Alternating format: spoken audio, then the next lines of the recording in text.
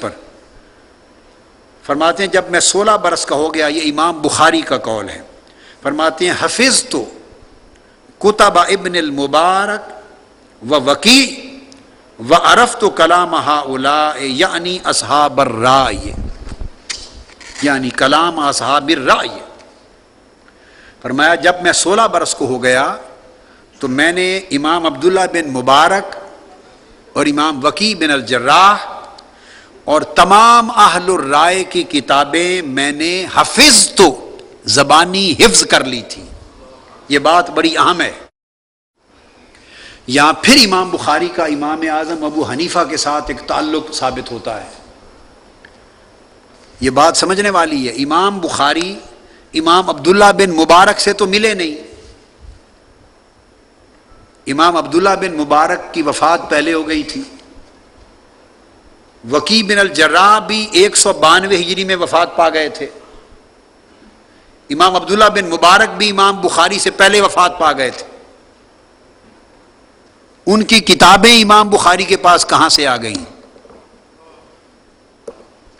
لا محالہ ان کے تلامذہ سے لی، لا محالہ ان کے تلامذہ سے لی، اور ان کے تلامذہ میں سے کون ہو سکتے ہیں جن کے ذریعے امام بخاری کو ان کی کتابیں مل گئی ہوں گی؟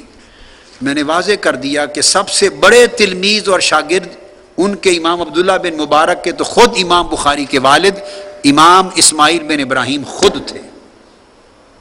چونکہ طویل مدت ان کی صحبت میں رہے تو ان کے مسودات، ان کی کتب اور وہ تمام مبیدات ان کے لائے تھے، گھر میں ذخیرہ تھا، ان کا وصال ہو گیا اور پرسنل لائبریری میں ان کی تمام کتب موجود تھی۔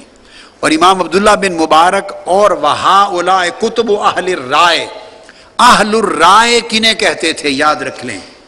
صحیح بخاری میں جہاں کہیں ذکر اہل الرائے کا آئے گا یا امام بخاری کی دیگر کتابوں میں جہاں کہیں ذکر آئے گا اہل الرائے کا، بغیر کسی دوسری رائے کے اہل الرائے سے مراد ان کے ہاں امام اعظم ابو حنیفہ اور ان کے تلامذہ ہوں گے۔ ایک اصول کی بات یاد رکھ لیں، یہ علمی پتے کی بات ہے، اہل علم میں سے کوئی اس کا انکار نہیں کر سکتا، اور ہمارے ہاں تو یہ ہے کہ انکار و اقرار علم کے بغیر بھی چلتے ہیں۔ یہ بڑی بدقسمتی ہے کہ پتہ نہیں ہے، بس ایسے ہی بحث برائے بحث بات کر دیتے ہیں۔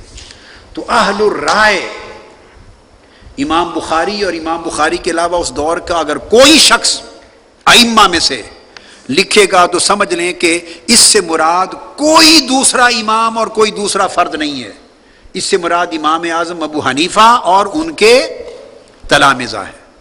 یہ بات ذہن نشین کر لیں۔ اب دو نام لیے گئے، حفظ کتابیں میں نے یاد کر لی، امام ابن مبارک کی اور امام وکی بن الجراح کی۔ کن کی؟ ابن مبارک کی اور وکی بن الجراح کی۔ ان کی کتابیں یاد کر لی تھی۔ یہ امام بخاری فرماتے ہیں جب میری عمر 16 برس تھی، امام عبداللہ بن مبارک، امام بخاری خود لکھتے ہیں التاریخ الکبیر میں کہ وہ امام اعظم ابو حنیفہ کے شاگرد ہیں۔ اب رہ گئے امام وکی بن الجراح۔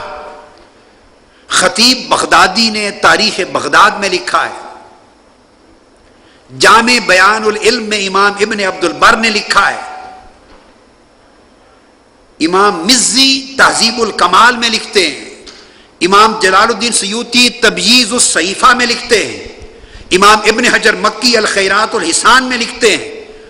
کل مصنفین اور محدثین بلا اختلاف لکھتے ہیں، اس بات میں کوئی دوسری رائے نہیں کہ امام وکی بن الجراح، دوسرے شخص رہ گئے، فرمایا وہ امام وکی بن الجراح بھی امام اعظم کے مذہب حنفی پر تھے۔ ان تمام کتب میں درج ہے کان یفتی بقول ابی حنیفہ وکان سمع منہ شیئا کثیرا، کہ امام وکی بن الجراح وہ مذہب ابی حنیفہ پر فتویٰ دیتے تھے اور انہوں نے بہت حدیث امام اعظم ابو حنیفہ سے سماع کی تھی۔ کان سامع منہ شیئا کثیرا، یاد رکھنے اگر لفظ آئے تلمذ علیہ وَأَخَذَ عَنْهُ اگر یہ لفظ آئیں تو اس میں فقہ بھی ہو سکتی ہے، حدیث بھی ہو سکتی ہے. یہ اصول حدیث کا ایک قاعدہ یاد رکھ لے، مصطلحات کی، علم المصطلحات میں سے ہے. اگر محدث، اگر فقیہ لکھے اخذ عنہ تو مراد فقہ ہوگی.